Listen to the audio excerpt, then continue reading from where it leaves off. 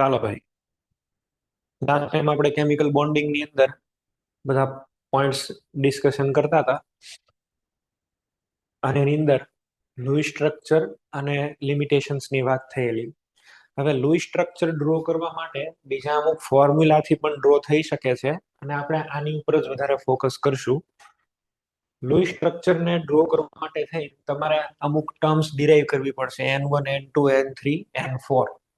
અને આ N1 N2 N3 derive કરશો એટલે લુઈસ સ્ટ્રક્ચર તમને ડ્રો કરતા આવડી જશે. N1 તમને એવું બતાવે છે કે કોઈ પણ અણુની અંદર કેટલા ઇલેક્ટ્રોન અવેલેબલ છે, કેટલા ઇલેક્ટ્રોન આવેલા છે અણુની અંદર. એની માટે થઈને V એટલે વેલેન્સ ઇલેક્ટ્રોન સેન્ટ્રલ ના જોવાના, એનાયોનિક ચાર્જ એટલે એને જે ઇલેક્ટ્રોન સ્વીકારેલા હોય એ, અને કેટાયોનિક ચાર્જ માઇનસ કરવાનો કારણ કે ઇલેક્ટ્રોન એમાંથી વયા ગયા હોય. સેન્ટ્રલ એટમ માટે થઈને આ ટર્મ એપ્લાય થાય. Okay, N2 is equal to અહીંયા આગળ છે n, અહીંયા આગળ 8 ઇન્ટુ નંબર ઓફ એટમ્સ. હવે આ N2 એટલે એવું માની લેવાનું કે બધામાં અષ્ટક પૂરું થઈ જાય છે. હાઇડ્રોજન માટે થઈને ડિપ્લેટ કમ્પ્લીટ થાય એવી વાત કરેલી આપણે. આ બંનેનો તમે ડિફરન્સ લેશો ને એટલે કેટલા ઇલેક્ટ્રોન બોન્ડમાં યુઝ થયા ને એ ખબર પડી જશે. બોન્ડિંગ ની અંદર યુઝ થયેલા ઇલેક્ટ્રોનની સંખ્યા એટલે બોન્ડિંગ ઇલેક્ટ્રોનની સંખ્યા, અને બોન્ડિંગ ઇલેક્ટ્રોનની સંખ્યાને 2 થી ડિવાઈડ કરો એટલે તમને મળી જશે બોન્ડ. કેટલા ઇલેક્ટ્રોન બોન્ડમાં આવી ગયા ને ટોટલ N1 જેટલા ઇલેક્ટ્રોન છે, તો આ બેના ડિફરન્સ ઉપરથી ખબર પડી જશે કે લોન પેર કેટલા છે. એક આખું સોલ્વ કરીને તમને બતાવું છું એટલે તમને લોકોને છે એ પૂરેપૂરો આઈડિયા આવી જાય. લોન પેર ને બધું કઈ રીતે આપણે કેલ્ક્યુલેટ કરીએ છીએ એ તમે છે અહીંયા આગળ જોશો. હું અહીં આગળ NH3 નો અણુ લઈને સમજાવું છું. આને છોડ દઉં, NH3 લઈને એક્સપ્લેન કરું છું. જુઓ તો પેલામાં સેન્ટ્રલ એટમ નાઇટ્રોજન છે. સેન્ટ્રલ એટમ એટલે કેન્દ્રસ્થ પરમાણુ.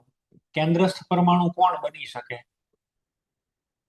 કેન્દ્રસ્થ પરમાણુ કયો બની શકે? તો કેન્દ્રસ્થ પરમાણુ બનવા માટે થઈ પહેલી કન્ડિશન એ છે કે એની સંખ્યા ઓછી હોય. જેના સૌથી ઓછા નંબર હોય ને એ જનરલી હોય, બરાબર. ઓછી સંખ્યામાં આવેલો હોય એ તમારો કેન્દ્રસ્થ પરમાણુ. બીજું, એનું વિદ્યુત ઋણતા ઓછી હોય. અને ત્રીજું, એનું કદ વધારે હોય. આ ત્રણ લાક્ષણિકતા છે, બરાબર. આમાં નાઇટ્રોજન ઓછી સંખ્યામાં છે અને આપણે ધ્યાનમાં લઈએ તો નાઇટ્રોજન માટે થઈને આની માટે થઈને મારે લખવાનું N1. N1 એટલે કેટલા ઇલેક્ટ્રોન છે એની પાસે. નાઇટ્રોજન નો ગ્રુપ નંબર કેટલો થાય? 5. પાંચમા નંબરના ગ્રુપમાં આવેલો હશે મેન્ડેલિક પીરિયોડિક ટેબલમાં. તો અહીંયા આગળ છે આપણે નાઇટ્રોજન માટે 5 લેશું. અચ્છા, આને બોલો.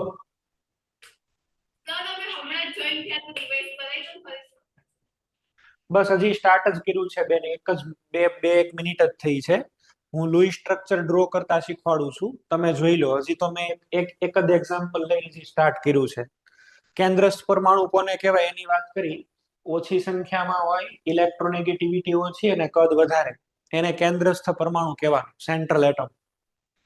તો એક એક્ઝામ્પલ NH3 નું લીધું છે. નાઇટ્રોજન ઓછી સંખ્યામાં છે એટલે એને આપણે કેન્દ્રસ્થ પરમાણુ કહીએ. આમાં ટોટલ કેટલા ઇલેક્ટ્રોન આની પાસે છે એ મારે જાણવું હોય તો અહીંયા આગળ પેલા એના વેલેન્સ ઇલેક્ટ્રોન લઈ લો 5. કોઈ અહીંયા આગળ તમે જોશો તો વેલેન્સ ઇલેક્ટ્રોન તો 5 છે. આમાં કોઈ પણ બીજા કઈ ચાર્જ નથી, એટલે ન તો ઇલેક્ટ્રોન સ્વીકારેલા છે ન તો ઇલેક્ટ્રોન આપેલા છે. ચલો, એની સિવાય હવે આ હાઇડ્રોજન છે તમારી પાસે, કેટલા છે? 3. એના કેટલા ઇલેક્ટ્રોન હોય? 1. તો ટોટલ અહીંયા આગળ 5 પ્લસ 3, 5 પ્લસ 3 એટલે કેટલા થઈ ગયા? 8. તો એનો અર્થ એવો થયો કે NH3 ની અંદર 8 ઇલેક્ટ્રોન્સ પ્રેઝન્ટ છે. હવે N2 ક્વોન્ટિટી લખવા માટે તમારે માની લેવાનું કે બધાના અષ્ટક પૂરા થઈ ગયા. તો નાઇટ્રોજનમાં તો અષ્ટક પૂરું થાય એટલે એના 8. 3 હાઇડ્રોજન છે, હાઇડ્રોજનમાં શું હોય? ડ્યુપ્લેટ હોય એટલે એના 2. આ 6 અને અહીં આગળ 8 એટલે કેટલા થઈ જશે ભાઈ? 14 થઈ જશે. N2 એટલે અષ્ટક પૂરું થઈ ગયેલું છે એવું માની ટર્મ લખવાની, અને N1 એટલે એના વેલેન્સ ઇલેક્ટ્રોન કેટલા છે ને એ જ મેન્શન કરવાના. ચલો, આ બેનો તમે ડિફરન્સ લેશો એટલે તમને મળશે N3. N3 is equal to N2 minus N1. N2 કેટલા આપ્યા છે 14, આ 8, ડિફરન્સ કેટલાનો આવ્યો 6. તો આનો મીનિંગ થાય બોન્ડમાં 6 ઇલેક્ટ્રોન આવેલા હશે. બોન્ડમાં 6 ઇલેક્ટ્રોન, તો બોન્ડ કેટલા હોય? તો કે સાહેબ બોન્ડ કેટલા હશે?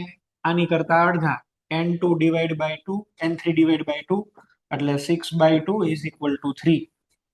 NH3 માં 3 બોન્ડ હશે. ચલો હવે વાત કરી લઈએ લોન પેરની. તો એની માટે થઈને N4 લખવો પડશે. N4 બોન્ડમાં કેટલા ઇલેક્ટ્રોન આવી ગયા? આ ઇલેક્ટ્રોન તો બોન્ડના છે. ટોટલ એની પાસે કેટલા ઇલેક્ટ્રોન છે 6. આ બેનો ડિફરન્સ લ્યો. તો 8 માઇનસ 6 ઇઝ ઇક્વલ ટુ 2. તો લોન પેર કેટલા મળશે? Lone pair is equal to 2 upon 2 is equal to 1. તમે ફોકસ કરશો આને. બોન્ડ 3 છે, લોન પેર 1 છે. હવે સ્ટ્રક્ચર બનાવવું છે. ચલો, સેન્ટરમાં કોને રાખવાનો છે? નાઇટ્રોજનને. 3 એની પાસે શું છે? હાઇડ્રોજન. કેટલા બોન્ડ બનાવવાના છે? 3. તો 3 બોન્ડ કઈ રીતે બનશે? એક આની સાથે, એક આની સાથે ને એક આની સાથે. હવે શું કરવાનું? તો કે લોન પેર 1 છે, કોની ઉપર લોન પેર મૂકું? અહીંયા આગળ જુઓ, નાઇટ્રોજન માટે 2, 4 અને 6. તો અહીંયા જ લોન પેર મૂકી દો, 8 થઈ જાય, અષ્ટક પૂરું થઈ જાય. આમાં તો ડ્યુપ્લેટ કમ્પ્લીટ થાય. હાઇડ્રોજન તો ઓલવેઝ ટર્મિનલ હોય, એમાં તો કઈ અષ્ટક આવે નહીં, એમાં તો લોન પેર હોય નહીં. તો NH3 નું લુઈસ સ્ટ્રક્ચર આવી રીતે બનશે. હજી 2-4 એક્ઝામ્પલ લઈને દેખાડું છું, પછી તમને નોટ ડાઉન કરાવું છું, એટલે ચિંતા ન કરશો, બરાબર છે? હજી અમુક એક્ઝામ્પલ લઈને દેખાડું છું ફરીથી તમને.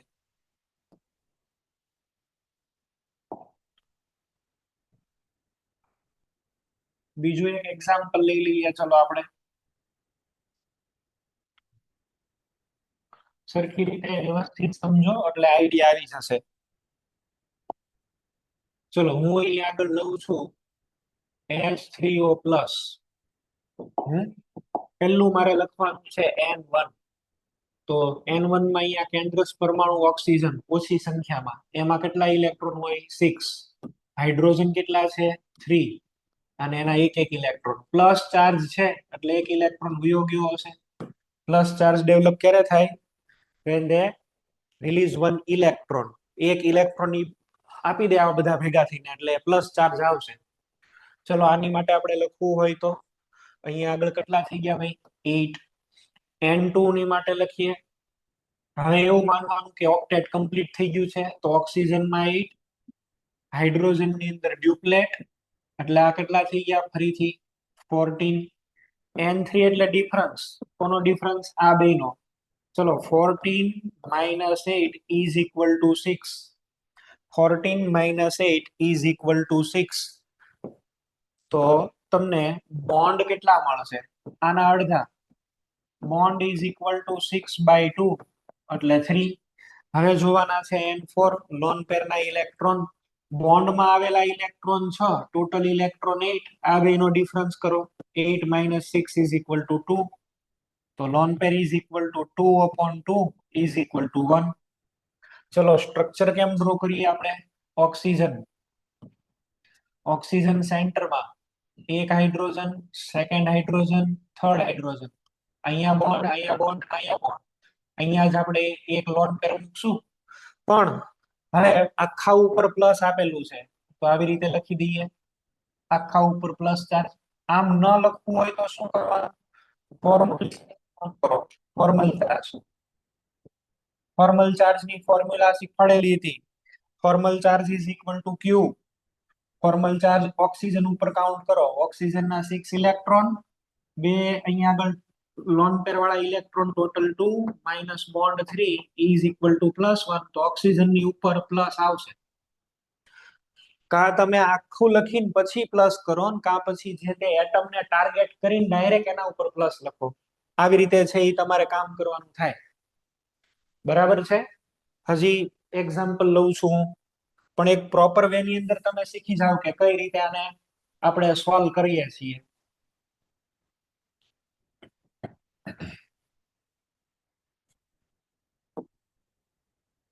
ચલો, માનો કે હું અહીં આગળ લઉં છું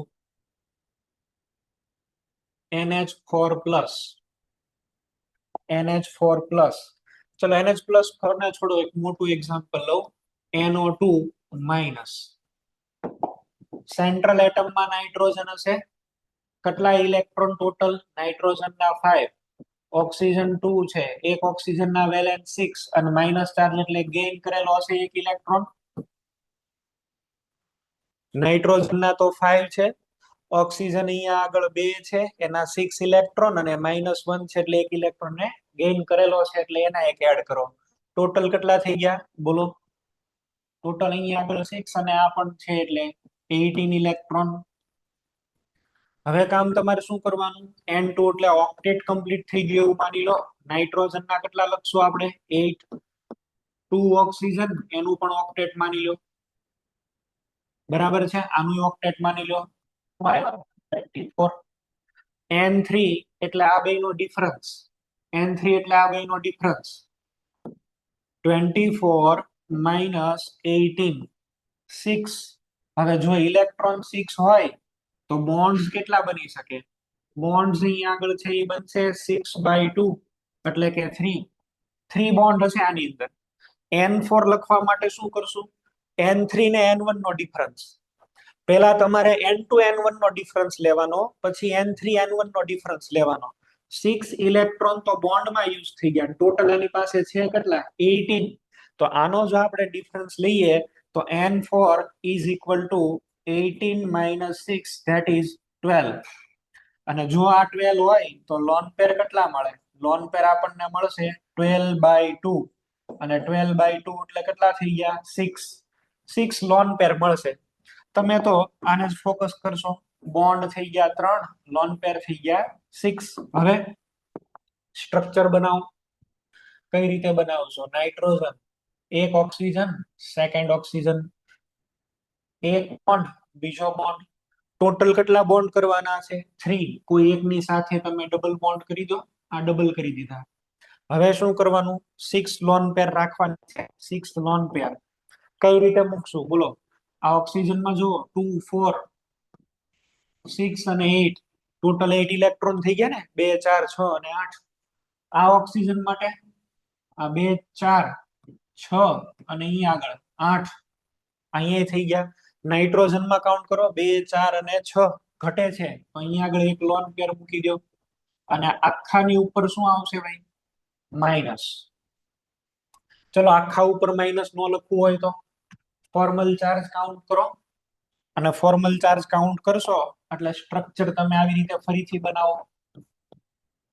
રિમેનિંગ માં બધામાં લોન પેર્સ છે એ મૂકી દો. તો બધામાં લોન પેર ફરીથી પાછી મૂકતા ખબર પડશે કે અહીંયા આગળ માઇનસ આવે છે. તમારે એક એક એક એટમ નો કાઉન્ટ કરવાનો. હું તો નથી કરતો, પણ ફોર્મલ ચાર્જ એક એક એટમ નો જોઈ લેવાનો. આની ઉપર માઇનસ આવશે તો કા સ્ટ્રક્ચર હોય ને કા બે માંથી કોઈ પણ તમે લખો સાચું જ છે. ઓકે, આવી રીતે છે એ તમારે સોલ્વ કરવાના થાય. ચલો તમે લોકો કામ કરો, એક નોટ ડાઉન કરો. પેલા ફોર્મ્યુલા નોટ ડાઉન કરો. આ લખી લો.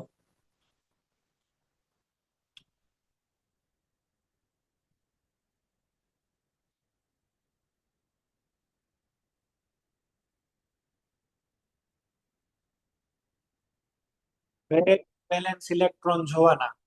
V is applicable for every element. બરાબર, દરેક એટમ ના તમારે વેલેન્સ ઇલેક્ટ્રોન ના સરવાળા કરવાના. પછી N2 એટલે અષ્ટક પૂરું થાય એવું માનવાનું. પછી તો બધા ડિફરન્સ છે.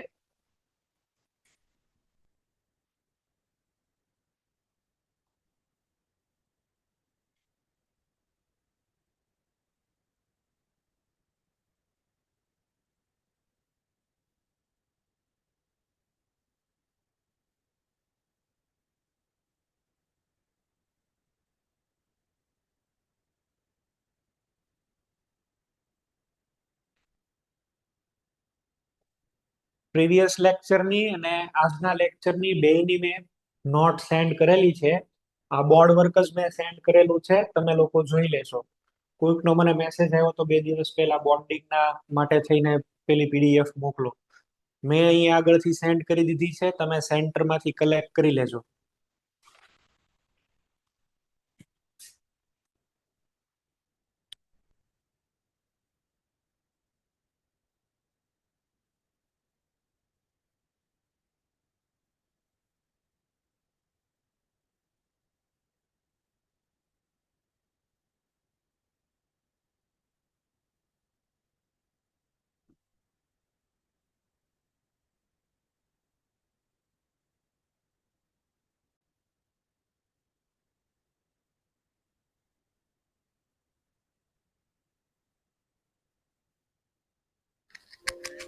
હેલો સર, બોલો. ફરીથી સમજાવો ને ગુજરાતી. શું સમજાવું? પહેલેથી ઓલું સમજાવો ને. કયું? નથી સમજાણું ઓલું. એને એન આયોનિક ચાર્જ ને કેટાયોનિક ચાર્જ ને. હમણાં ફરીથી એક એક્ઝામ્પલ લખી દઉં છું. ઓકે, પેલા ખાલી ફોર્મ્યુલા લખી લો બધા.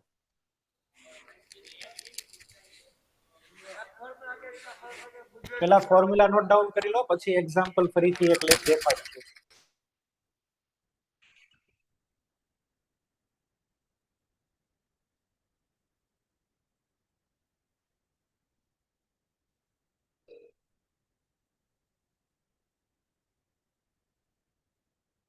ચલો ભાઈ નેક્સ્ટ.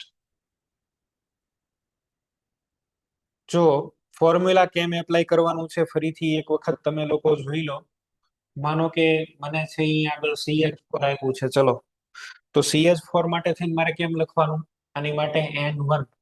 N1 એટલે એની પાસે ટોટલ કેટલા ઇલેક્ટ્રોન છે ને જોવાનું. કાર્બનમાં 12 સંયોજકતા ઇલેક્ટ્રોન કેટલા હોય? 4. કાર્બનની વેલેન્સી 4 છે, તો 4 સંયોજકતા ઇલેક્ટ્રોન પ્લસ બીજા હવે કોણ છે આની સાથે? હાઇડ્રોજન. કેટલા છે? 4. એક હાઇડ્રોજનમાં કેટલા ઇલેક્ટ્રોન? 1. આની ઉપર કોઈ ચાર્જ છે? નથી. ચાર્જ નથી તો નથી એનાયન કે નથી કેટાયન, એટલે 0 0. બરાબર છે? તો 4 + 4 કેટલા થઈ ગયા? 8. આવી રીતે માનો કે મને આપેલું છે, આની જગ્યાએ આવું લઉં છું. ચલો, NH4+. તો કેવી રીતે હું લખીશ? N1 = પેલા નાઇટ્રોજન. નાઇટ્રોજનમાં કેટલા ઇલેક્ટ્રોન હોય? 5. હાઇડ્રોજન કેટલા છે? 4. એના કેટલા ઇલેક્ટ્રોન? 1. હવે તમે જો અહીંયા પ્લસ ચાર્જ છે. કોઈ પણ ઉપર પ્લસ ચાર્જ ક્યારે આવે? ઇલેક્ટ્રોન ગુમાવી દે તો. બરાબર? કોઈ મેટલ છે એમ એક ઇલેક્ટ્રોન નીકળી જાય તો શું આવે? પ્લસ. 2 ઇલેક્ટ્રોન નીકળી જાય તો શું આવે? +2. 3 ઇલેક્ટ્રોન નીકળી જાય તો +3. તો અહીંયા આગળ છે +1 છે, એટલે આમાંથી એક ઇલેક્ટ્રોન વયો ગયો છે, તો -1 કરવા પડે. અહીંયા આગળ -1 મારે કરવા પડે. હવે જો અહીંયા આગળ 5 અને આ તો 4 અને -1 એટલે કેટલા થઈ ગયા? 8. ઓકે, ચલો આની જગ્યાએ મને આવી રીતે આપેલું છે CO3-2. કઈ રીતે લખીશ? કાર્બનમાં 12 કેટલા ઇલેક્ટ્રોન છે? કાર્બનના જો ઇલેક્ટ્રોન, કાર્બનમાં 12 કેટલા હોય? 4. પ્લસ હવે નેક્સ્ટ એટમ ઉપર આવો, ઓક્સિજન કેટલા છે? તો કે સાહેબ 3 છે. બરાબર? એક ઓક્સિજનમાં 12 કેટલા ઇલેક્ટ્રોન વેલેન્સના? તો કે 6. તો અહીંયા આગળ 6. હવે અહીંયા માઇનસ ચાર્જ છે.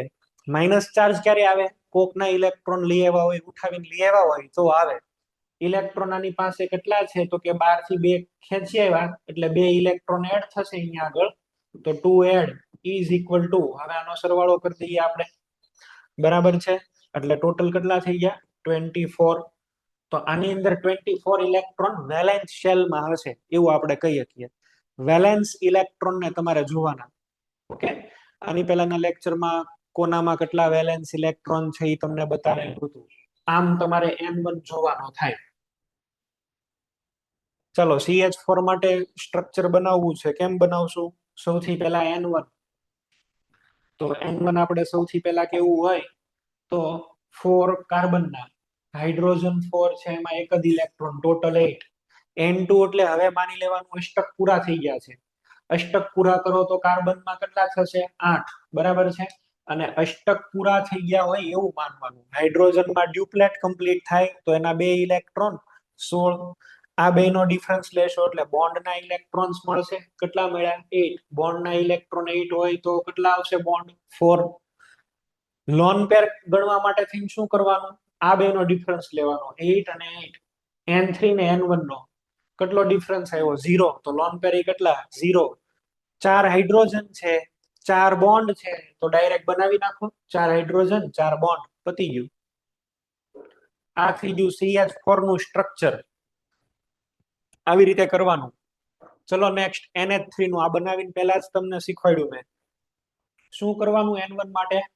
N1 માટે પેલા નાઇટ્રોજનને ફોકસ કરો, પછી હાઇડ્રોજનને. નાઇટ્રોજનમાં તો 5 ઇલેક્ટ્રોન છે, 12. હાઇડ્રોજનમાં 1 ઇલેક્ટ્રોન છે, એવા 3 હાઇડ્રોજન એટલે 8. N2 એટલે અષ્ટક પૂરું થઈ ગયું એવું માનો. નાઇટ્રોજન નું અષ્ટક પૂરું થાય તો 8, હાઇડ્રોજનમાં છે એ દ્વિત સંવૃત રચના એટલે 3 અને ઇન્ટુ 2 ટોટલ 14. આ બે નો ડિફરન્સ લ્યો એટલે બોન્ડના ઇલેક્ટ્રોન ડિવાઈડ બાય 2 એટલે number of bond. Lone pair માટે થઈને આ બે નો ડિફરન્સ n3n1 નો n3n1 નો ડિફરન્સ કેટલો આવ્યો 2, તો 2/2 લોન પેર 1, 3 હાઇડ્રોજન NH અને એક નાઇટ્રોજન ઉપર લોન પેર આવી રીતે. ચલો CO2 માટે જુઓ, અહીંયા આગળ કાર્બન એટલે 4, ઓક્સિજન એટલે એના કેટલા હોય 6, એવા કેટલા છે પાછા 2, તો કેટલા થયા 16. N2 એટલે અષ્ટક પૂરું થઈ ગયું એવું માની લેવાનું, તો કાર્બન ના 8, ઓક્સિજન તો અહીંયા આગળ તમને 2 આપેલા છે ને એનું અષ્ટક પૂરું થાય 24. પેલા આ બંનેનો ડિફરન્સ લ્યો ભાઈ, આ બે નો ડિફરન્સ લ્યો એટલે બોન્ડ ના ઇલેક્ટ્રોન એમાંથી બોન્ડ બન્યા 4. હવે N3 અને N1 નો ડિફરન્સ લેશો 8 અને 16 એટલે 8, તો આમાં પણ 4 બોન્ડ અને 4 લોન પેર. 4 બોન્ડ મળે છે, 4 લોન પેર, તો બે ઓક્સિજન ડબલ બોન્ડ. કાર્બનમાં 2 4 6 8, કાર્બન નું અષ્ટક પૂરું છે, ઓક્સિજનમાં બાકી છે, તો 2 4 6 અને 8. એ જ રીતે આ બાજુ આ થઈ ગયું CO2 નું સ્ટ્રક્ચર. આવી રીતે સ્ટ્રક્ચર બનાવવાના છે તમારે. ઓકે, હજી જો એક એક્ઝામ્પલ મેં કાર્બોનેટ નું લીધેલું છે. કાર્બનમાં કેટલા 4, 3 ઓક્સિજન છે, એના કેટલા હોય 6 અને -2 છે, માઇનસ એટલે એને એક ઇલેક્ટ્રોન લીધા હશે અહીંથી ક્યાંકથી, તો 2 એડ કરો 24. હવે એવું માનો કે અષ્ટક પૂરા થાય છે, તો કાર્બનના 8, ઓક્સિજનના પણ 8, એવા 3, ટોટલ 32. આ બે નો ડિફરન્સ શું આપશે બોન્ડ્સ કેટલા છે 8 ઇલેક્ટ્રોન, તો બોન્ડ કેટલા આવશે 4. ચલો હવે આ બે ના ડિફરન્સ લોન પેર મળશે, લોન પેર ના ઇલેક્ટ્રોન 16, તો લોન પેર કેટલી 8. મારે સ્ટ્રક્ચર બનાવવું છે, કેમ બનાવવું એવું આટલાને જ ફોકસ કરો. અહીંયા 4 અને અહીંયા આગળ 8. કાર્બન 3 ઓક્સિજન છે, 1 2 અને 3. હવે શું કરવાનું બોન્ડ બનાવવાના. કેટલા બનાવવાના છે 4, આ 1 2 3. હજી કોઈ એકની સાથે ત્રણે ત્રણ સેમ છે, કોઈ એક આરે ડબલ બોન્ડ બનાવી દો, બનાવી દીધો. હવે શું કરવાનું ભાઈ 8 લોન પેર મૂકવાની છે. કાર્બનમાં આવશે લોન પેર નહીં આવે, 2 4 6 8, કાર્બન નું અષ્ટક પૂરું. અચ્છા, ઉપર વાળા ઓક્સિજનમાં 2 4, તો અહીંયા 6 અને 8 થઈ ગયા. આમાં જોવો જોઈએ 2, તો આ 4 6 8, અહીંયા 2 4 6 8. આટલું કર્યા પછી આખાની ઉપર શું આવશે -2. આ થઈ ગયું તમારું લુઈ સ્ટ્રક્ચર રેડી. આવું ન કરવું હોય તો ઈચ એન્ડ એવરી એટમ ઉપર તમારે ફોર્મલ ચાર્જ કાઉન્ટ કરી અને તમારે જોવું પડે. આવું પણ તમે ડ્રો કરી શકો.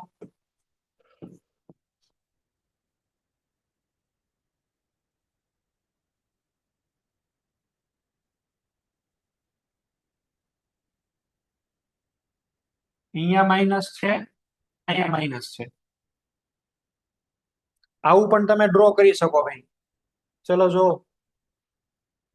આ સ્ટ્રક્ચર ડ્રો કરો અને આ સ્ટ્રક્ચર ડ્રો કરો, બે સરખા જ છે.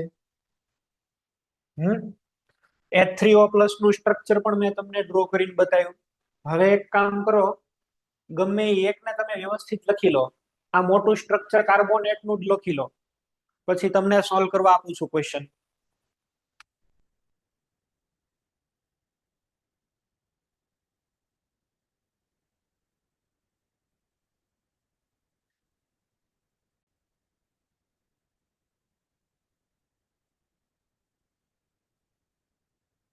ચાલો ભાઈ,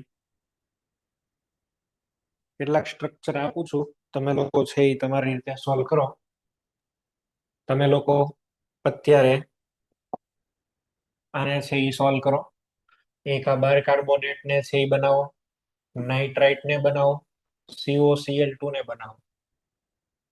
બાકીના ઘરે જાતે જઈને ટ્રાય કરજો.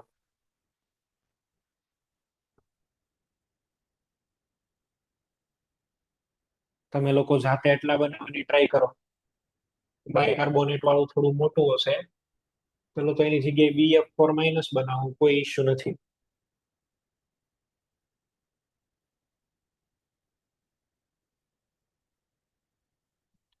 નાઇટ્રાઇટ નું તો મેં બનાવીને શીખવાડી દીધું તમને કેવી રીતે બને છે.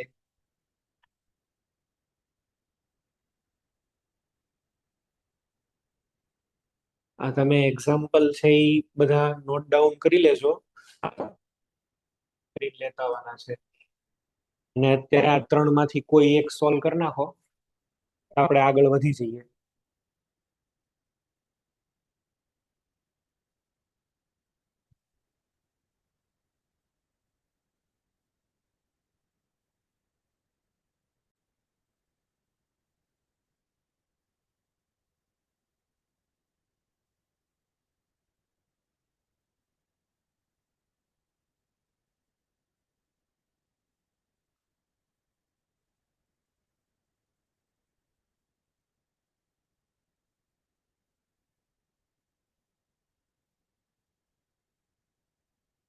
ચલો નેક્સ્ટ નવા ટોપિક ઉપર જઈએ. આની લિમિટેશન્સ બધી લૂઇસ સ્ટ્રક્ચરની મેં તમને કીધેલી છે ઓલરેડી, એટલે એની ઉપર આપણે ડિસ્કશન નથી કરતા. સ્ટ્રક્ચર બનાવતા મેં તમને શીખવાયા. હવે આપણે કોવેલેન્સી, કોવેલેન્ટ બોન્ડમાં જ એક નવો ટોપિક છે જેનું નામ છે કોવેલેન્સી. એની ઉપર વાત કરીએ. કોવેલેન્સી એટલે શું? ભૂમિ અવસ્થામાં અથવા તો ઉત્તેજિત અવસ્થામાં, excited state or in ground state, અયુગ્મિત ઇલેક્ટ્રોનની જે સંખ્યા હોય આને આપણે કહીએ છીએ કોવેલેન્સી. અથવા તો કેન્દ્ર પરમાણુએ બનાવેલા સહસંયોજક બંધની સંખ્યાને આપણે શું કહીએ છીએ? કોવેલેન્સી. કોવેલેન્સી એટલે કોઈ પણમાં કેટલા અયુગ્મિત ઇલેક્ટ્રોન છે ને એ જોવાના તમારે. જેટલા અયુગ્મિત ઇલેક્ટ્રોન હશે ને એટલા એ બોન્ડ બનાવશે. આપણે એવું માનીએ છીએ કે બોન્ડ ક્યારે બને? બે અયુગ્મિત ઇલેક્ટ્રોન જોડાય તો. આપણે એવું માનીએ છીએ. દાખલા તરીકે આપણે એવું કહીએ કે હાઇડ્રોજન પ્લસ હાઇડ્રોજન આમાંથી શું બને છે? H2. તો આ H2 કેમ બને? એક હાઇડ્રોજનનો અયુગ્મિત ઇલેક્ટ્રોન હોય, બીજા હાઇડ્રોજનનો અયુગ્મિત ઇલેક્ટ્રોન હોય, આ બે જોડાય અને બોન્ડ બનાવે ત્યારે આ બે અયુગ્મિત ઇલેક્ટ્રોન પેર થાય. આવી રીતે બોન્ડ બને એવું આપણે માનીએ છીએ આ સિદ્ધાંત પ્રમાણે. ઓર્બિટલ ઓવરલેપિંગ કન્સેપ્ટ પ્રમાણે બે આવા અયુગ્મિત ઇલેક્ટ્રોન એકબીજા સાથે જોડાઈને બોન્ડ બનાવે. તો કેટલા બોન્ડ બને?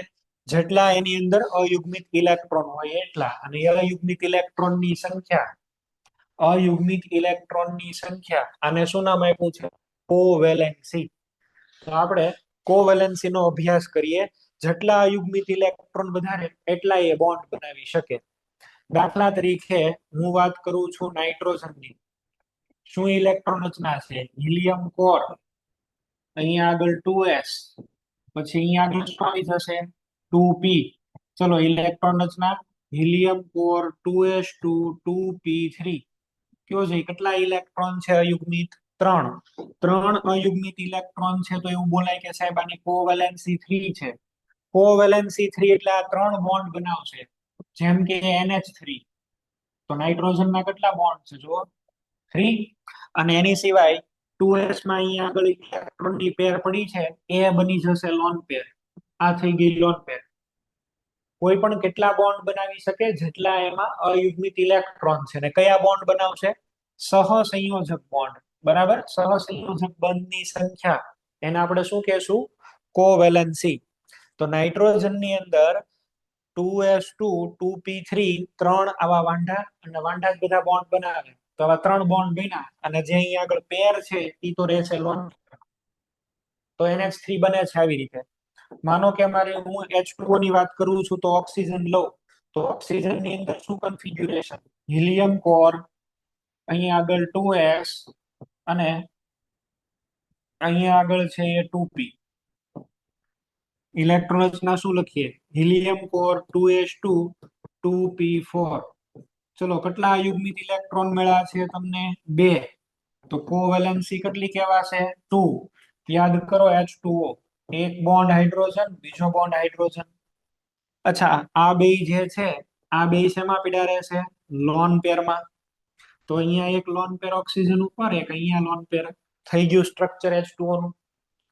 તો કોવેલેન્સી એટલે કોઈ પણ કેટલા બોન્ડ બનાવે છે એની સંખ્યા. આજે મેં લખ્યું છે એ તો ધરાવસ્થામાં જ લખ્યું છે. ઉત્તેજિત અવસ્થા વાળાના પણ ઉદાહરણ લઈ શકીએ આપણે. બરાબર છે. એક્સાઇટેડ સ્ટેટ ની અંદર પણ ઉદાહરણ લઈ શકીએ. ચલો કોઈ એક હેલોજન નું ઉદાહરણ લઉં. ફ્લોરિન. ફ્લોરિન. તો ફ્લોરિન ની ઇલેક્ટ્રોન રચના helium core 2s2 and 2p5.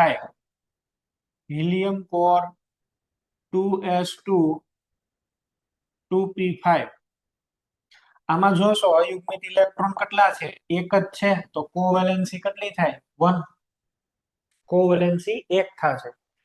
કોવેલેન્સી 1 થાય છે તો આ એક જ બોન્ડ બનાવી શકે, દાખલા તરીકે HF. જો ફ્લોરિન નો એક જ બોન્ડ છે. અચ્છા, આ 1 2 ને 3 તો આની ઉપર શું રહેશે? Lone pair. 3 છે ઈ લોન પેર. આવું પણ બની શકે. ચલો, HOF.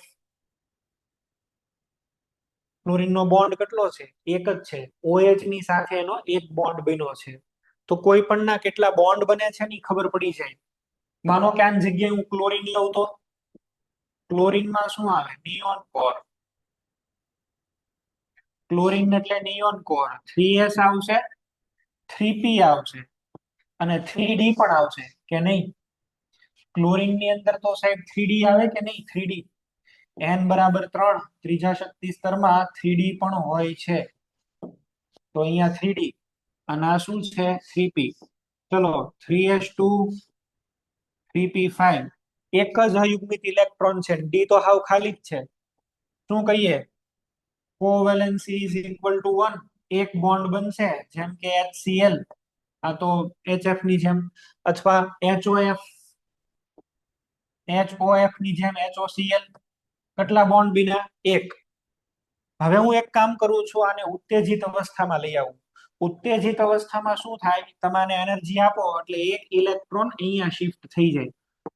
ચલો, જેવી એનર્જી મળી એટલે ઉત્તેજિત પરમાણુ થયો. ઉત્તેજિત પરમાણુની અંદર એ જ શક્તિ સ્તરના વધારે L ધરાવતી કક્ષકમાં ઇલેક્ટ્રોન દાખલ થાય. આ 3s છે, આ 3p છે. આ રહેતો n બરાબર 3 માં 3 માં, પણ કક્ષક બદલાઈ જશે. કક્ષકમાં એક ઇલેક્ટ્રોન અહીંયા આવી ગયો. ચલો, અહીંયા 2 ઇલેક્ટ્રોન રહેશે અને અહીંયા આગળ પેર. એક 3p ના ઇલેક્ટ્રોનને મેં ટ્રાન્સફર ક્યાં કર્યો? 3d માં. એક 3p ના ઇલેક્ટ્રોનને 3d માં મોકલી દીધો. પ્રોમોશન થયું એમ. એનર્જી આપી એટલે એકનું પ્રોમોશન થયું. આને કહેવાય ઉત્તેજિત અવસ્થા, એક્સાઇટેડ સ્ટેટ. બરાબર છે? Excited state. હવે તમે જોશો તો આમાં યુગ્મિત ઇલેક્ટ્રોન 1 2 અને 3. તો કોવેલેન્સી કેટલી કહેવાય? કોવેલેન્સી કહેવાય 3. 3 બોન્ડ બનાવી શકે ક્લોરીન. ઉદાહરણ તરીકે ClF3. અચ્છા, ClF3 તમે બનાવ્યું, કેટલી લોન પેર રહે છે? 2.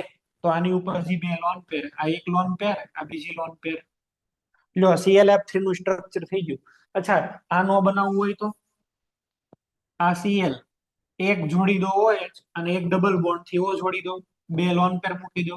બોન્ડ કેટલા બન્યા? 3.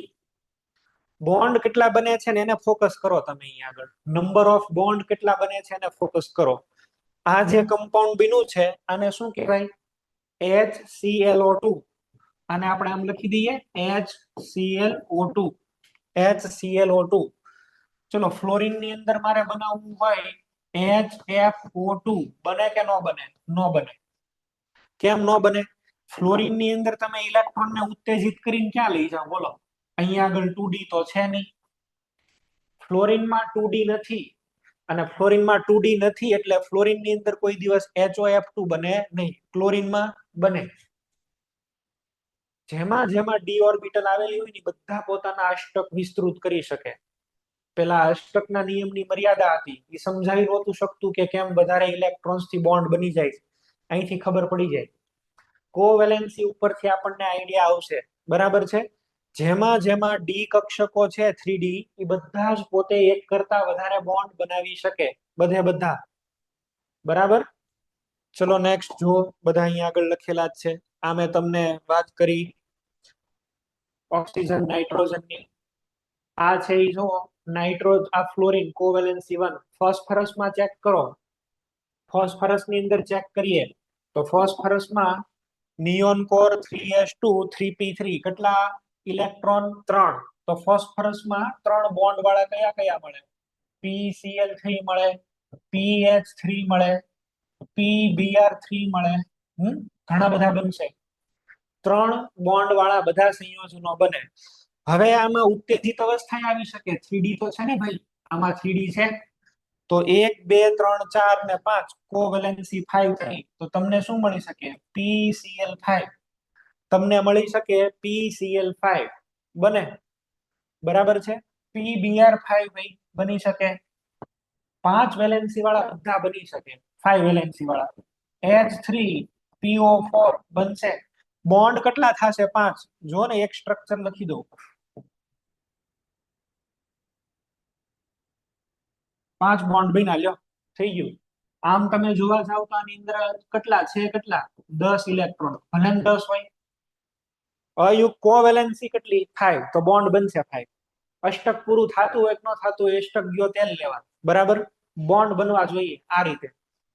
ચલો H3PO4 તો બનશે, જો આ P ડબલ બોન્ડ O, આ એક OH, બીજા OH, ત્રીજા OH, ટોટલ કેટલા બોન્ડ બન્યા? 5. ઇલેક્ટ્રોન કેટલા? 5. જેટલા ઇલેક્ટ્રોન એટલા બોન્ડ બને કમ્પલસરી. તો આવી રીતે તમારે છે એ જોવાનું. અચ્છા, નાઇટ્રોજન ની અંદર ન બની શકે? નાઇટ્રોજન લ્યો તમે, નાઇટ્રોજન અને ફોસ્ફરસ તો એક જ ફેમિલીના છે ને. although nitrogen and phosphorus belongs to same family, nitrogen cannot expand its valency beyond 3. Nitrogen નો જાય, કારણ કે નાઇટ્રોજન ની અંદર 2D નો હોય, આમાં તો 3D હોય. વિચારો ભાઈ, નાઇટ્રોજન જો, નાઇટ્રોજન માં તો કેમ 5 બની શકે? ન બને. તો NCl5 નો મળે, PCl5 મળે પણ NCl5 મળતું નથી. ચલો સલ્ફર માં આવો, તો સલ્ફર ની અંદર પણ અલગ અલગ બને. જો આ બે જ છે, તો SF2 તમને મળે, H2S તમને મળે, 4 છે તો SF4 મળે, અહીંયા આગળ SF6 મળે, ઘણા બધા બની શકે. અને બધામાં ડિફરન્સ બે નો આવે. કોવેલેન્સીમાં એક એક્સાઇટેશન થી ડિફરન્સ બે નો આવે છે. 2 માંથી 4 થયા, 4 માંથી કેટલા થઈ ગયા? 6. 4 માંથી કેટલા થઈ ગયા? 6. 1 2 3 4 5 અને 6. આવી રીતે ડિફરન્સ એટલા ના આવશે ભાઈ અહીંયા આગળ. ઓકે, તો કોવેલેન્સી એટલે કેટલા અયુગ્મિત ઇલેક્ટ્રોન આપણને મળે છે એની સંખ્યા. ક્લોરીનમાં તો જો પ્રથમ ઉત્તેજિત અવસ્થા, દ્વિતીય અને તૃતીય. પ્રથમ ઉત્તેજિત અવસ્થા, દ્વિતીય અને તૃતીય. ચલો આનું એક્ઝામ્પલ મારે કોવેલેન્સી 1 નું લખવું હોય તો HClO. કેવી રીતે બોન્ડ બનશે ભાઈ? HOCl. બાકીના બધા શું લઈએ? Lone pair. 1 2 ને 3, 3 લોન પેર HOCl. ચલો મને આપ્યું છે HOCl2. કેમ બનાવું? OHCl double bond O, 2 lone pair, 1 2 3, 3 bond બનશે, 1 2 3 બન્યા. ચલો 5 માટે HClO3, OHCl double bond O, double bond O, 1 lone pair. કેટલા બોન્ડ છે? 5. કોવેલેન્સી 5, તો 5 બોન્ડ. અચ્છા, અહીંયા આગળ HClO4 કઈ રીતે લખશું? Double bond O, double bond O, double bond O. 1 2 3 4 5 6 7 આવી રીતે. તો જેટલા કોવેલેન્સી એટલા બોન્ડ, આ બધા જ કમ્પાઉન્ડ પોસિબલ બને. ફ્લોરિન હોય તો ફ્લોરિનમાં ખાલી એક જ બને. કયો બને? HFO. HFO પછી એક કઈ નો બને, પૂરું થઈ ગયું. તો આ બધાની વધારેની વેલેન્સી મળે છે કારણ કે આ બધા અયુગ્મિત ઇલેક્ટ્રોન ધરાવે છે ઉત્તેજિત અવસ્થામાં. ES એટલે એક્સાઇટેડ સ્ટેટ. પ્રથમ ઉત્તેજિત અવસ્થા, દ્વિતીય ઉત્તેજિત અવસ્થા, તૃતીય ઉત્તેજિત અવસ્થા. બરાબર છે. અને આ બોન્ડની સંખ્યા, બધા અલગ અલગ ટાઈપના બોન્ડની સંખ્યા. આને કહેવાય કોવેલેન્સી. કોવેલેન્સીમાં કોઈને ડાઉટ હોય તો બોલો. કોવેલેન્સીની ડેફિનેશન નોટ ડાઉન કરો. હેલો બોલો બોલો. કોવેલેન્સીમાં કોઈને ડાઉટ હોય તો કયો પેલા. કોવેલેન્સી એટલે કેટલા અયુગ્મિક ઇલેક્ટ્રોન છે એ ઈધરાવસ્થામાં હોય તોય ભલે, ઉત્તેજિત અવસ્થામાં હોય તોય ભલે, અથવા તો કોઈ પણ કેટલા સહસંયોજક બંધ બનાવ્યા છે એની સંખ્યા, એને શું કહીએ? કોવેલેન્સી. બોન્ડ જે કાંઈ બનશે એ કોવેલેન્સીને કારણે બનશે. અષ્ટક હારે એને લેવા દેવા નથી.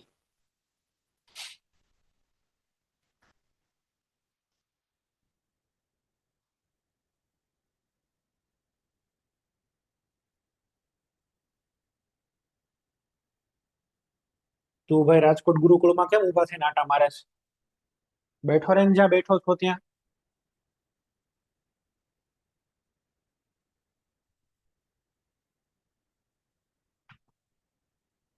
આ બોર્ડ વર્ક બધું મેં તમને સેન્ડ કરી દીધેલું છે, જોઈ લેશો.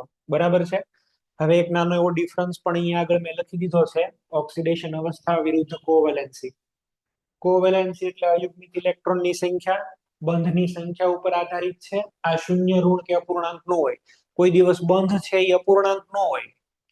બરાબર છે. પછી અહીંયા આગળ ઋણ પણ તમને કોવેલેન્સી નહીં મળે. અયુગ્મિત ઇલેક્ટ્રોન તો તમને કેમ ઋણ મળે? પોસિબલ જ નથી. અયુગ્મિત ઇલેક્ટ્રોન છે એ તમને કોઈ દિવસ મળે નહીં.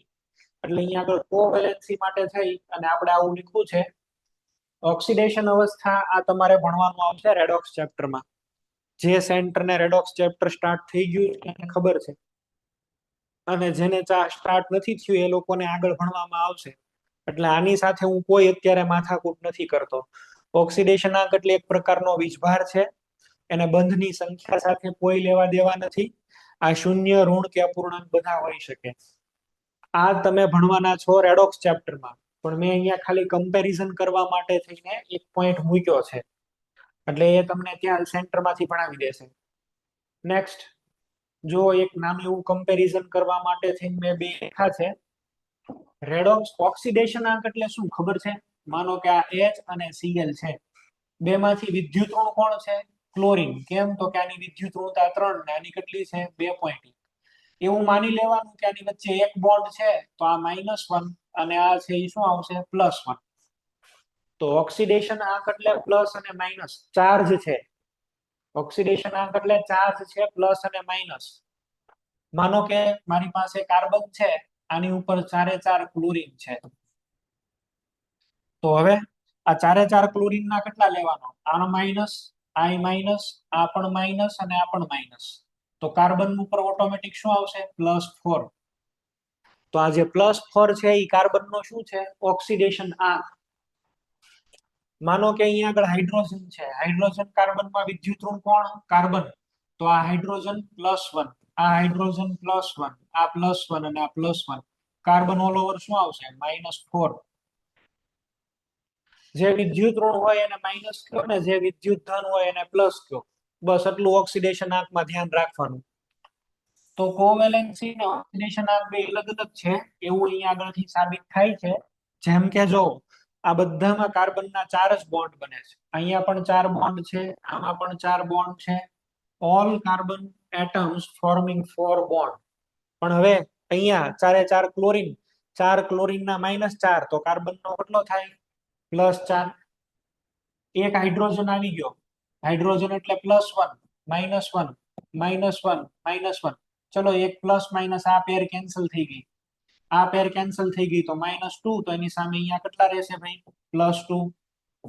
આમાં +1, +1, -1, -1. આમાં બધા 0, તો કાર્બન ઉપર 0. ચલો આમાં +1, +1, +1, આ -1. એક પેર 0 થઈ ગઈ. +2, તો આ થઈ જશે -2 કાર્બન. અને આમાં તો દેખાય જ છે -4. તો બધામાં જોશો કોવેલેન્સી બધામાં 4, પણ ઓક્સિડેશન નંબર જો બધામાં અલગ અલગ. ઓક્સિડેશન નંબર બધામાં અલગ અલગ છે ભાઈ. એવું બતાવે છે કે ઓક્સિડેશન નંબર ચાર્જ છે એમાં પ્લસ માઇનસ લખવું કમ્પલસરી છે, અને કોવેલેન્સી અયુગ્મિત ઇલેક્ટ્રોનની સંખ્યા છે. ઓકે, આ બે અલગ અલગ ક્વોન્ટિટી છે, સેમ નથી. હવે આપણે કોવેલેન્સી શીખ્યા તો એની ઉપરથી એવું શીખવા મળે છે કે કયા સંયોજન અસ્તિત્વ ધરાવશે ને કયા નહીં ધરાવે. કેટલાક અણુઓ અસ્તિત્વ ધરાવતા નથી, કારણ કે સૌથી પહેલું કારણ ડી કક્ષકની ગેરહાજરી.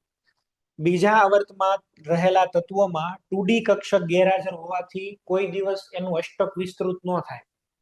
જેમ કે તમને ફોસ્ફરસમાં PCl5 મળે, નાઇટ્રોજનમાં NCl5 ન મળે, સલ્ફરમાં SF4 મળે, ઓક્સિજન ક્યારે OF4 ન મળે.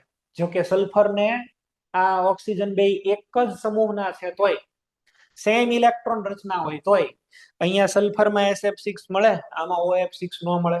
જો કમ્પેરિઝન કરો અહીંયા આગળ, આ નાઇટ્રોજન છે અને આ ફોસ્ફરસ. ફોસ્ફરસ ગ્રાઉન્ડ સ્ટેટમાં કેટલી કોવેલેન્સી? 3. તો શું મળશે?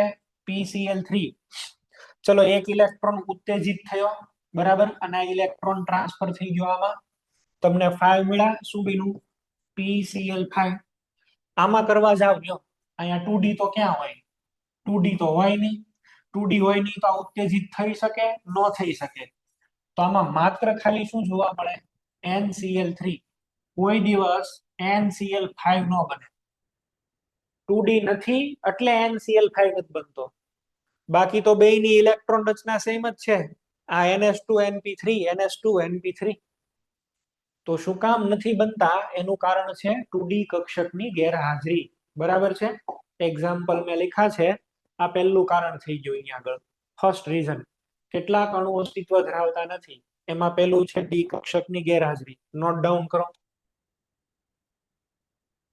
બીજા ની અંદર 2D કક્ષક ગેરહાજર એટલે આમાં અષ્ટક છે એ વિસ્તૃત ન થઈ શકે આમાં PCl5 મળે છે તો નાઇટ્રોજનમાં ન મળે ઓક્સિજન સલ્ફર એક જ સમૂહના છે બેની ઇલેક્ટ્રોન રચના સેમ જ હોય આઉટર મોસ્ટ NH2NP4 પણ આની અંદર બધા ઇલેક્ટ્રોન ભાગ લઈ શકે આવું કોઈ દી ન બને આ અસ્તિત્વ નથી ધરાવતા પહેલું કારણ થઈ ગયું ડી કક્ષકની ગેરહાજરી ચલો નેક્સ્ટ સેકન્ડ આપણે છે એ જોઈએ કેટલાક અણુ એવા છે કે એમાં ડી કક્ષક તો હાજર છે પણ એમ છતાં સંયોજન મળતા નથી ડી કક્ષક તો આવેલી જ હોય એમ છતાં સંયોજન નથી બનતા એની પાછળનું શું લોજિક છે સમજો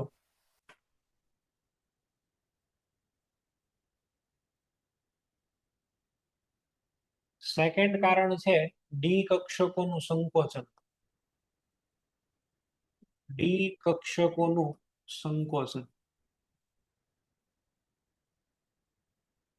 આ ડી કક્ષકોનું સંકોચન થાય તો બોન્ડ બને નહીતર બોન્ડ ન બને જેમ કે એક બેસ્ટ એક્ઝામ્પલ આપું છું PCl5 અસ્તિત્વ ધરાવે PH5 બનાવવા ગયો નો બન્યો કેમ ભાઈ આ ફોસ્ફરસ તો અષ્ટક વિસ્તૃત કરે છે આ કેમ નથી બનતું કારણ શું છે તો કારણ આપણે જાણીએ જો ફોસ્ફરસની ઇલેક્ટ્રોન રચના શું થાય ફોસ્ફરસની ઇલેક્ટ્રોન રચના મોરબી સેન્ટર ફોસ્ફરસની ઇલેક્ટ્રોન રચના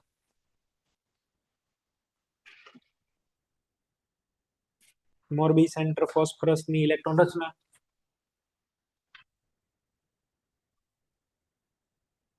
બહેનોના ક્લાસમાંથી બોલો કોઈ એક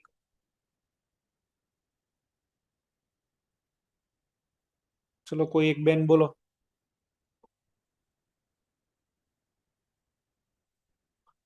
ફોસ્ફરસની ઇલેક્ટ્રોન રચના બોલો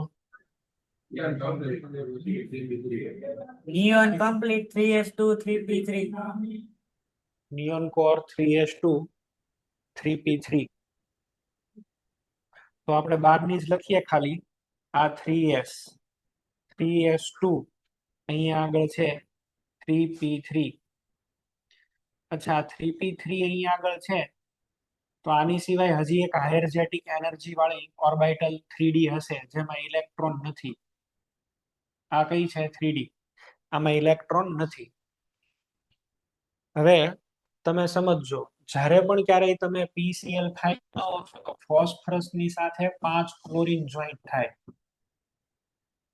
હવે 5 ક્લોરીન શું કરે 5 ક્લોરીન ઇલેક્ટ્રોન ખેંચે વધારે વિદ્યુત ઋણ છે ને ફોસ્ફરસ કરતા ક્લોરીન વિદ્યુત ઋણ છે ને ક્લોરીન વિદ્યુત ઋણ હોવાથી ફોસ્ફરસ ઉપરથી ઇલેક્ટ્રોન ખેંચી જશે એટલે ફોસ્ફરસ માંથી ક્લોરીન બધા ઇલેક્ટ્રોન ખેંચી ગયો ક્લોરીન ઉપર આવ્યો માઇનસ અને આની ઉપર આવશે પ્લસ ડેલ્ટા કેટલો પ્લસ ડેલ્ટા આવશે 5 પ્લસ ડેલ્ટા તો ફોસ્ફરસ નું જે કેન્દ્ર છે એની ઉપર પ્લસ ચાર્જ આવ્યો ફોસ્ફરસના ન્યુક્લિયસ ઉપર પ્લસ ચાર્જ વિધો અને પ્લસ ચાર્જ વધવાના કારણે આ જે પ્લસ ચાર્જ છે આનું ન્યુક્લિયસ આ ઓર્બિટલ્સ ને ખેંચી લેશે ઓર્બિટલ્સ ને જેવું ખેંચી લેશે એટલે આની એનર્જી કેવી થઈ જશે ડાઉન થઈ જશે આ 3p આ બધી કક્ષકોની એનર્જી ડાઉન થશે આ નીચે આવી જશે આ 3d પણ અહીંયા આગળથી નીચે આવી જશે બધી કક્ષકો છે એ ક્યાં આવી જશે નીચે હવે તો આ બધાની એનર્જી આમ લગભગ સેમ જેવી થઈ ગઈ તો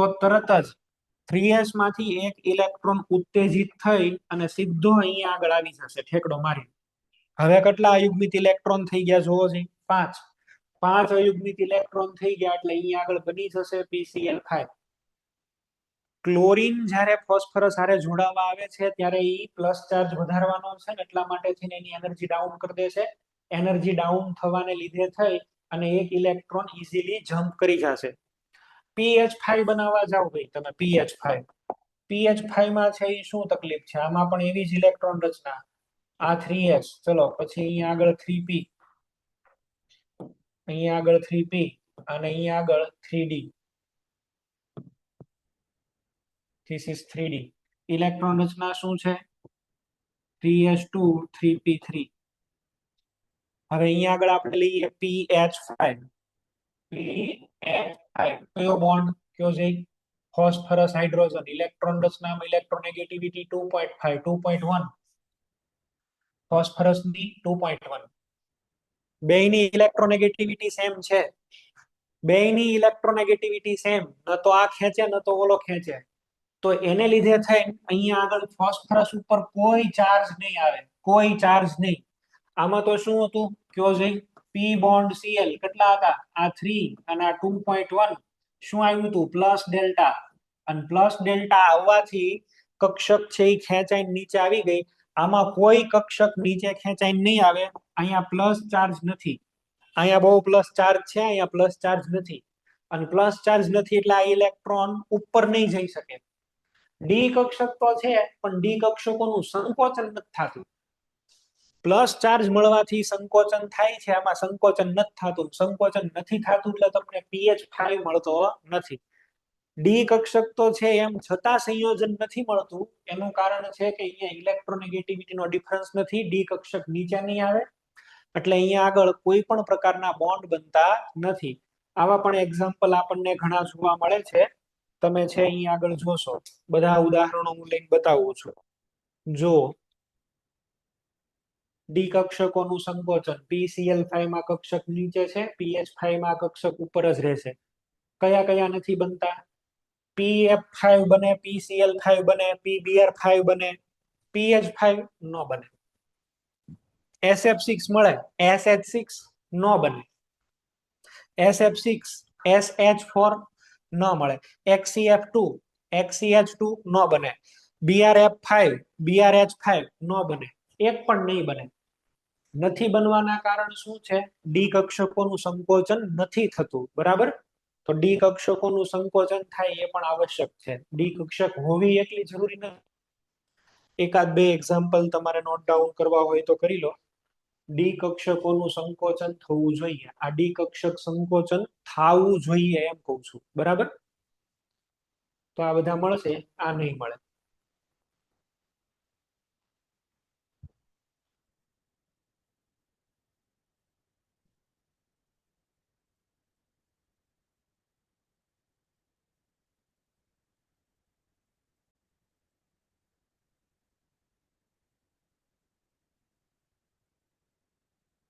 ચલો ભાઈ નેક્સ્ટ.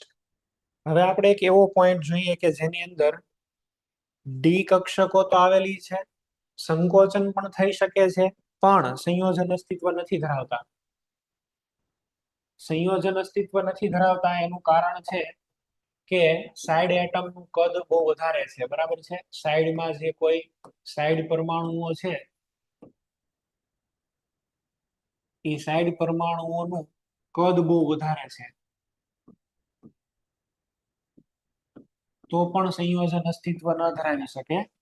જેમ કે જો તમને મળે PF5 PCl5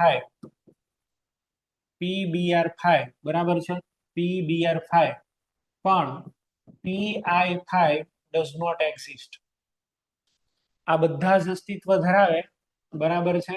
પણ આ એક નહીં મળે. કેમ? ફોસ્ફરસ આની સાથે હું 3 ક્લોરીન જોડી દઉં છું. અને તમે જાણો છો fluorine, chlorine, bromine, iodine size wise વધતા જાય. સમૂહમાં ઉપરથી નીચે તરફ જતા કદ વધતું જાય.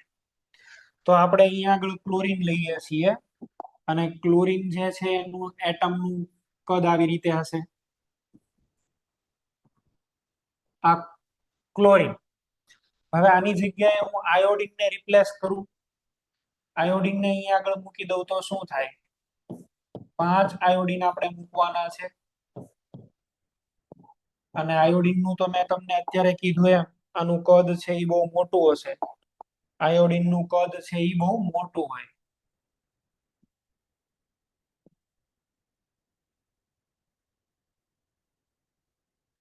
આયોડિન ની અંદર ગળદી બહુ થઈ જાય, સ્ટેરિક હિન્ડ્રન્સ કહેવાય આને, અવકાશીય અવરોધ.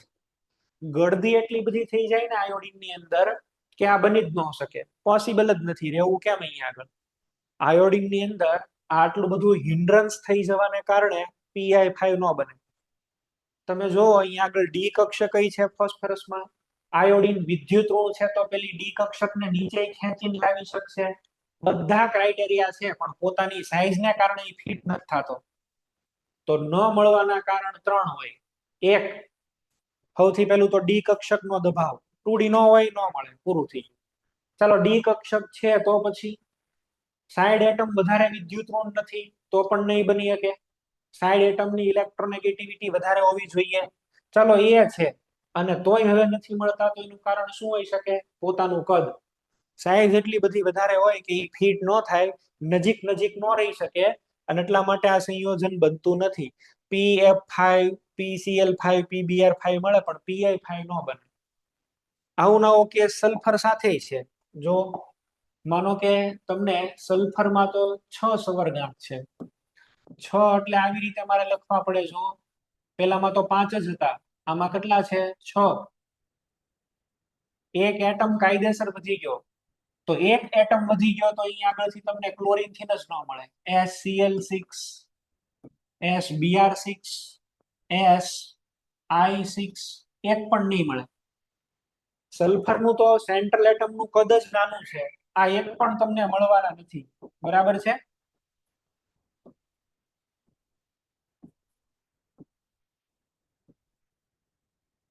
તમને અહીંયા આગળ SF મળ્યા, હવે ક્લોરીન, ક્લોરીન થી પતી ગયું, હવે નહીં મળે. ક્લોરીન થી અહીંયા આગળ આ બનવાની શરૂઆત બંધ થઈ ગઈ, હવે ન બની શકે. ક્લોરીન થી આ એટમ્સ હવે આપણને એક પણ મળવાના નથી.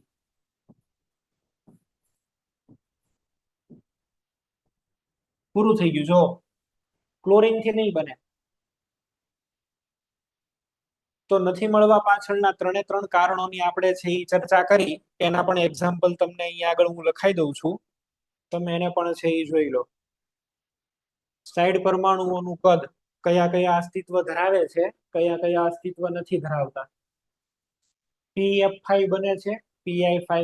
SF6 તો SCl6 XBr આ કઈ નથી મળતા. SF4 મળે છે, આ એક કોઈ નથી મળતા. IF7 મળે છે, એની સામે ICl IBr એ એક પણ અહીંયા આગળ બનતા નથી. તો કયા બને છે, કયા નથી બનતા, એના કારણો મેં તમને અહીંયા આગળ 3 દેખાડ્યા. 3 કારણો તમે છે એ જોઈ લો. કોઈને ડાઉટ હોય તો પૂછો. સંયોજન ન બનવા માટેના કોઈને પછી ડાઉટ હોય તો બોલો, બાકી અહીંયા આગળ એક નાની એવી એક્સરસાઇઝ આપું છું.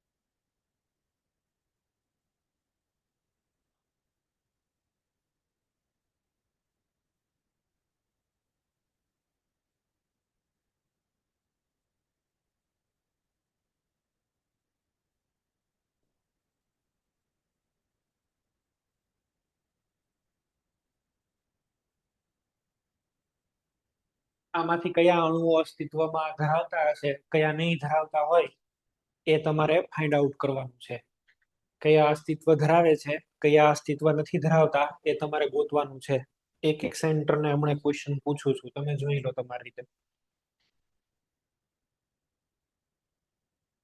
હવે ક્વેશ્ચન પૂછવાની થોડી પેટર્ન આ લોકો ચેન્જ કરે છે. તમને એક સાથે એટલા બધા લખીને આપી દેશે, પછી JEE માં ખાલી જગ્યા આપી છે અને એમ પૂછશે કેટલા અણુઓ આમાંથી અસ્તિત્વ ધરાવે છે, એની સંખ્યા કયો. તો એનો મિનિંગ એવું કે તમારે બધાને એકવાર વેરીફાઈ તો કરવા જ પડે, બરાબર. કેટલા અસ્તિત્વ ધરાવે છે એની સંખ્યા કહેવા માટે થઈ, અથવા એ કેવું પૂછે કેટલા અસ્તિત્વ ન ધરાવી શકે એની સંખ્યા કયો, તો બધા ચેક તો કરવા જ પડે. એક પછી એક છે એ ચેક કરવાના છે. કોઈ પણ ને પૂછું છું વન બાય વન. ભાઈ પેલું અમદાવાદ સેન્ટર, PCl5 મળે નો મળે? ફટાફટ આન્સર આપજો.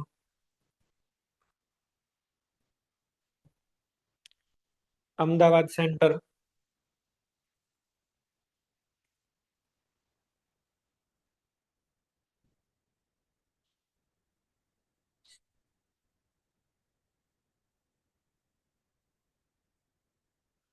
ઝડપથી જવાબ આપો.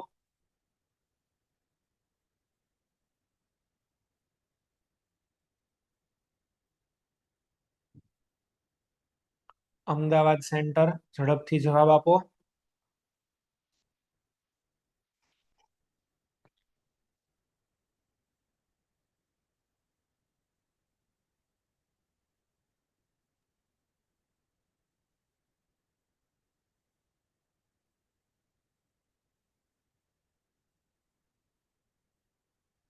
તમારો અવાજ નથી આવતો. અમદાવાદ સેન્ટર,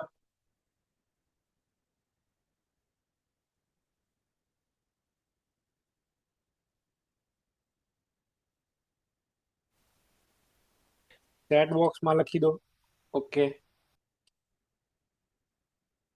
ચેટ બોક્સમાં યસ નહીં તમારે. ઓકે, એટલે આન્સરમાં યસ લખો છો. જામનગર સેન્ટર સેકન્ડ માટે બોલો.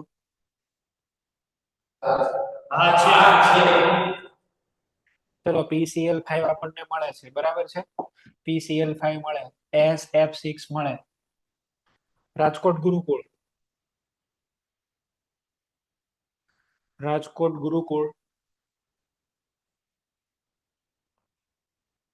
ClF3 મળે કે ના મળે? હા સાહેબ બને. ClF3 બનશે, બરાબર છે. ClF3 is possible. FCl3, જ્ઞાનવોલી, જ્ઞાનવોલી, હલો, બોલો. આ નહીં મળે, કારણ કે સાઇડ એટમની વિદ્યુત ઋણતા ઓછી છે ને. બીજું, ફ્લોરિનમાં એક જ બોન્ડ બને, 3 બોન્ડ કોઈ દિવસ બને જ નહીં. તો આ જે FCl3 છે એ બનવું શક્ય નથી. સેન્ટર SH6, મોડાસા,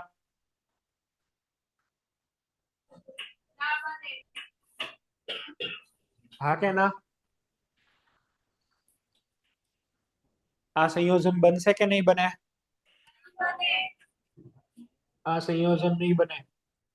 સલ્ફર અને હાઇડ્રોજન, હાઇડ્રોજનની વિદ્યુત ઋણતા ઓછી, ન બની શકે.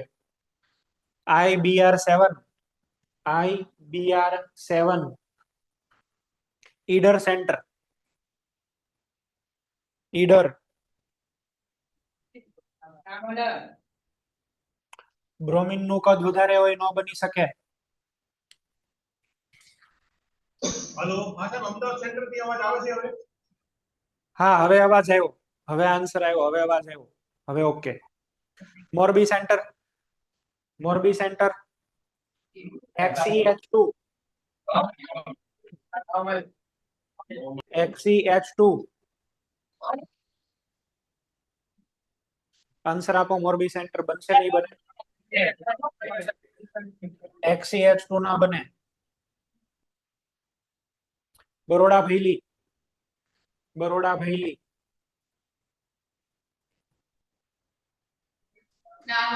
F6 નહીં મળે. Baroda તરસાળી, Baroda તરસલ્લી NCl5 NCl5 NCl5 નો બને.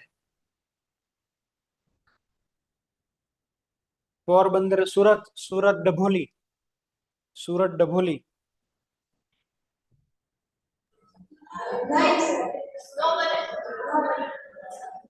નો બને સર.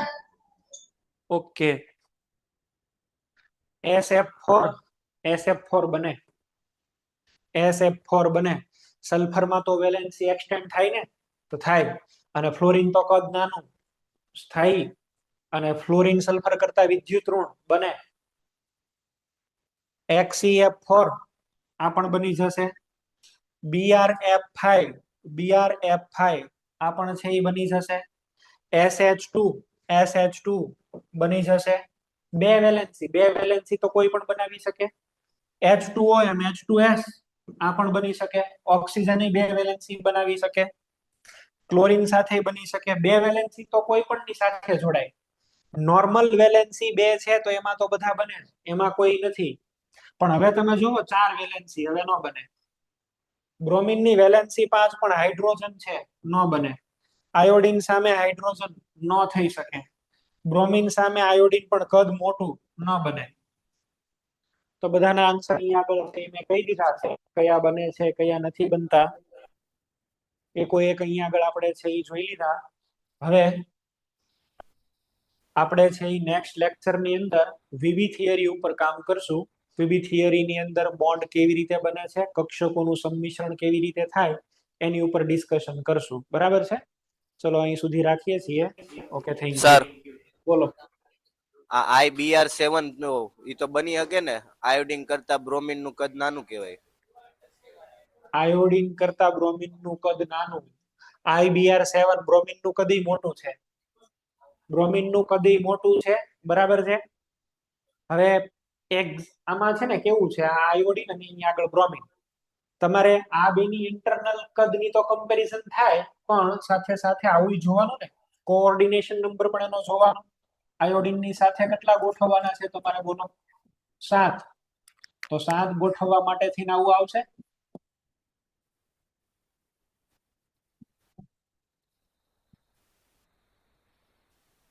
આમ થશે. જોવો છે કેટલા થઈ ગયા?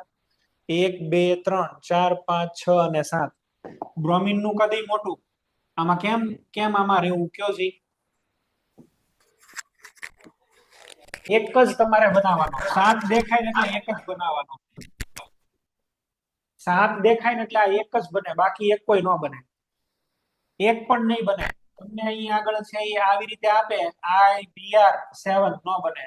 તમને ICl7 આપે તો પણ નહીં બને. આ એક જ બની શકે, કારણ કે ફ્લોરિન નું કદ સૌથી નાનું છે. કોઓર્ડિનેશન નંબર આનો 7 છે. 7 હોય એટલે પછી પતી ગયું. બરાબર છે? ઇવન ચલો અહીંયા 6 હોત ને તોય ન બને, તોય ન બની શકે. એટલે આ ધ્યાન રાખો. મેં તમને અહીંયા આગળ આ એક બતાવેલું છે. આની તો વાત કરી જો, કોઓર્ડિનેશન નંબર 6 વાળી 6 માં નથી થતા, એક કોઈ નથી બનતા, ન અસ્તિત્વ ધરાવે. તો આ નહીં બનાવવાનું. ઓકે સર 5 હોય તો? 5 આપણને આપેલા હોય તો એમ 5 ની અંદર ન બને. 5 વાળું સ્ટેબલ નથી. 5 વાળું આયોડિન ની અંદર તમારે આ એક જ ધ્યાનમાં રાખવાનું, IF7. બરાબર? BrF5 બને, IBr5 નો બને. IBr5 બનતા નથી, સ્ટેબલ નો રહી શકે. કારણ કે એમાં કેવું છે, ઇલેક્ટ્રોનેગેટિવિટી નો બહુ ડિફરન્સ નથી. જોવો ને, આયોડિન અને બ્રોમિન જોવો. આયોડિન ની કેટલી છે ભાઈ, બોલો? 2.5. આની કેટલી છે? 2.8. ડિફરન્સ ક્યાં છે એટલો બધો? ફ્લોરિન એક બનાવી શકે. રીઝન શું છે? I બોન્ડ F, ઇલેક્ટ્રોનેગેટિવિટી 2.1 અને 4. તો સર બોલો. તો મિનિમમ કેટલા બન્યા ગયા? કયા મિનિમમ? એટલે ટૂંકમાં મિનિમમ વાળા જે છે ને, આયોડિન ની હારે જે છે, માની લો કે આયોડિન છે તો ICl બની શકે. મિનિમમ માં મિનિમમ છે ને આવું બની શકે, ICl3. બસ, આનીથી આગળ નહીં જવાનું. બીઆર માં બીઆર માં નહીં જવાનું. બીઆર ની અંદર આઈ બીઆર બને લો, આઈ બીઆર બની શકે, આ એક બની શકે ખાલી આઈ બીઆર. ઓકે, આ બધાને ઇન્ટર હેલોજન કહેવાય. આનો સ્ટડી આપણે એટલો બધો નથી કરવાનો, આંતર હેલોજન નો સ્ટડી એટલો બધો કરવાની જરૂર નથી, બરાબર છે. ICl3 બની શકશે, ICl3 બસ અહીં સુધી યાદ રાખો ને, આનીથી વધારે જવાની જરૂર નથી. IBr3 બને એનો કલર હોય, પણ એ બધો બહુ આપણે પડવાની જરૂર નથી એમાં, એવા આટલા બધા કોઈ નહીં પૂછે. જે છે મેં એ બધા તમને કરાવી દીધા. બોલો હેલો સર. બોલો. સર તમે પેલા લુઈસ બંધારણ વાળું સમજાવ્યું, એમાં N2 માં આપણે 8 ગુણ્યા નંબર ઓફ એટમ્સ કરતા, તો સર 11 થી 20 નંબરના તત્વો હોય ધારો કે, તેમાં 8 ને 8 જ રાખવાના કે વધારે આવે? એની અંદર વધારે આવી શકે, પણ n બરાબર 3 માટે લુઈસનો એ નિયમ સાચો ન પડે. માની લો કે જો મને સલ્ફર જ આપ્યું છે, તો સલ્ફરનો તો H2SO4 બને, અને H2SO4 નું સ્ટ્રક્ચર આમાં 12 કેટલા ઇલેક્ટ્રોન થયા? 12. તો લુઈસની લિમિટેશન શું છે? n બરાબર 2 વાળાને જ એપ્લાય કરવાના. મેં તમને જેટલા એક્ઝામ્પલ લઈ દીધા, અહીંયા આગળ જેટલા કોઈ પણ એક્ઝામ્પલ લખ્યા, ઈ સેકન્ડ પીરિયડ ના જ હતા, એકો એક. તમે જો અહીંયા આગળ આમાં જેટલા કોઈ પણ એક્ઝામ્પલ છે ને, આ બધા સેકન્ડ પીરિયડ ના જ છે. સેન્ટ્રલ એટમ જો સેકન્ડ પીરિયડ નું. અથવા તો તમે લ્યો તો એમાં તો ઓક્ટેટ એક્સપાન્ડ કરી શકે, એટલે એમાં ફોર્મ્યુલા 100% લાગુ ન પડે, લિમિટેશન્સ છે. પેલા લેક્ચરમાં તો આ તમને બતાવેલું હતું મેં, આ બધા એના લિમિટેશન્સ દેખાડું છું તમને ફરીથી. અહીંયા આગળ જોઈ લો આ વાળી લિમિટેશન્સ. આ રહ્યા જો, હાઇપોવેલેન્ટ બની શકે, નો સમજાવી શકે. વિસ્તૃત અષ્ટક બને, નો સમજાવી શકે. તો આ બધા તો એની લિમિટેશન્સ છે. એકી અણુઓનું સ્ટ્રક્ચર તમે બનાવવા જાવ, નો બને. તો આ બધી એની લિમિટેશન્સ છે. આને આપણે અલગ રીતે અલગ થિયરી બનાવીને સમજીએ છીએ, એટલા માટે તો આપણે કોવેલેન્સી ઇન્ટ્રોડ્યુસ કરવું પડ્યું કે ભાઈ PCl5 કેમ બને છે, કારણ આપો. તો એમાં તો 10 ઇલેક્ટ્રોન થઈ જાય, તો ન્યા ઓક્ટેટ નહીં એપ્લાય કરવાના. ઓકે, ચલો બોલો બીજું કોઈ, બીજા કોઈને ડાઉટ હોય તો બોલો. આ બધાને તમે ફોર્મ્યુલાની રીતે નહીં ગોતી શકો, તમે ટ્રાય કરશો ને તોય જવાબ નહીં મળે. આમાં ફોર્મ્યુલા એપ્લાય કરવા જશો તો જવાબ નહીં આવે. આ નોર્મલ મોલેક્યુલ્સ નથી. સારું, તો એટલું રાખીએ છીએ. નેક્સ્ટ લેક્ચરમાં આગળ કન્ટિન્યુ કરીએ છીએ. Okay, thank you.